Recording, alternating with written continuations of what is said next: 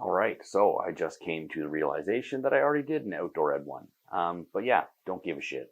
The point of these videos right now, at least, is not to make incredible content that is anything other than just me trying to keep myself consistent and do 52 stories in the year to get myself in front of camera and practice, just put in the reps. So anyways, sorry you had to hear it again, but Mr. Wilson, you're just that awesome that you needed a second video. And so something that's actually pretty neat about the outdoor ed thing was that was the same job my dad had as a teacher. So he was a gym teacher for years, and he did an outdoor ed program as well. But this was before it became an accredited program. He just ran it as like an extracurricular club outside of regular school hours.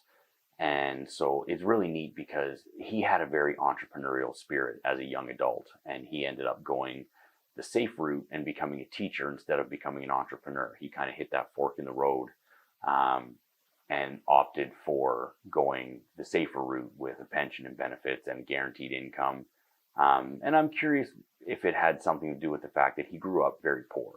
And so it was just like, I don't want to take the chance and have that potentially happen, even though it never would have happened. He is such a hard worker that I can't imagine that would have happened, but opted for the route he took and provided an incredible life for our family. And so growing up, we had a cottage and played sports and had everything we needed. We bought lots of stuff secondhand. We always packed our lunch. Were by no means rich, but had an incredible life. And one cool thing that we got to do that a lot of other kids didn't get to do was because of my dad's outdoor ed program that he ran. This was before the days of everybody suing everybody over everything, and schools and businesses and all the things clamping down on the weird random things that they did that was like, oh, someone's going to sue you for that. And so one of those things was my dad would take us on his outdoor ed trips that he would run with his school.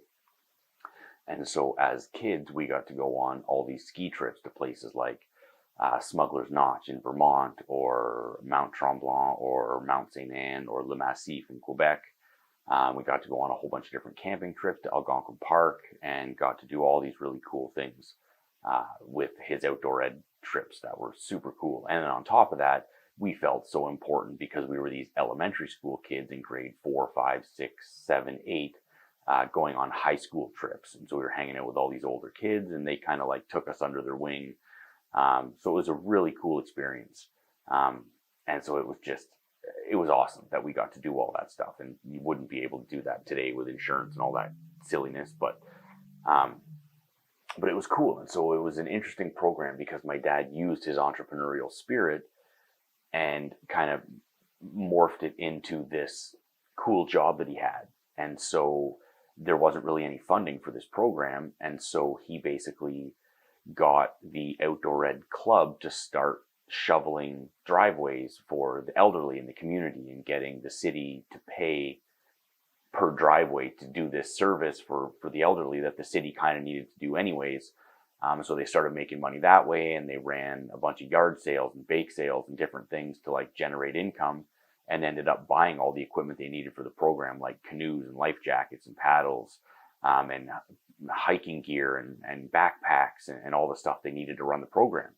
And so it was really neat to see how he was able to tie in his entrepreneurship into the safe job that he took, and really kind of hammer home this cool experience for these kids the same way Mr. Wilson did. Well, not the same, but in a similar fashion that Mr. Wilson did.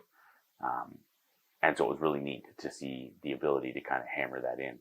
And something that, who knows if this is true or not, but he told us when we were kids that basically like he was a big athlete and a runner and was always trying to, be in the best shape possible, and had the idea for basically a watch that would track your heart rate and all these vital signs and this and that. Once again, this was an idea that he had before he became a teacher. And just imagine if he had tracked that down. He definitely wasn't tech savvy in that regard, so it wasn't like he was going to be the next Steve Jobs. But it might have been an idea that he started and patented and then sold off and became a rich millionaire. But then he wouldn't have met my mom and wouldn't have started our family, and we wouldn't be here. So he took the path he took, which was super awesome, provided a great life for our family and a lot of really cool experiences in the outdoor ed program. I have a teaching degree myself. I don't use it a whole lot, But part of what I'm doing here is like, I'm super excited to see what I'm able to do in the education realm.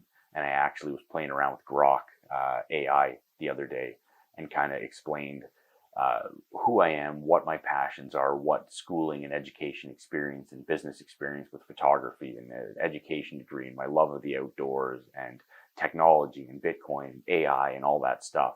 I was just like, what can I do to kind of mold all these ideas together into one super incredible, meaningful career path that I could do now that I'm 40, that I'm uniquely positioned to do that nobody else really is. And it gave back an idea of setting up like a micro private school experiential learning center, which was exactly what I was hoping it was going to say. I kind of fed the information in to get the right answer, but it really broke down what I could do and some avenues to track down to kind of start the process rolling. So I'm excited to track this down further. And like I was saying, that's kind of what this is about. I want to put in the reps to be more comfortable on camera, get better at editing and quality production, because I really want to track this path down and kind of figure out a way to create content that is accessible to everyone and then provide an in-person experiential learning experience for small groups that's centered around education and outdoors and survival skills and finance and taxes and like hands-on monetary stuff that you don't learn in school, and entrepreneurship and starting businesses and helping kids start side hustles and start summer job businesses like lawn cutting or cleaning gutters, or figuring out how to use AI to create an app or all this kind of stuff that like the regular school program doesn't teach. And so I'm excited to see where we go from here. And I'm hoping that I can incorporate my education background and my entrepreneurship and all of that stuff into a really cool idea. And I can't wait. So stay tuned. It's coming.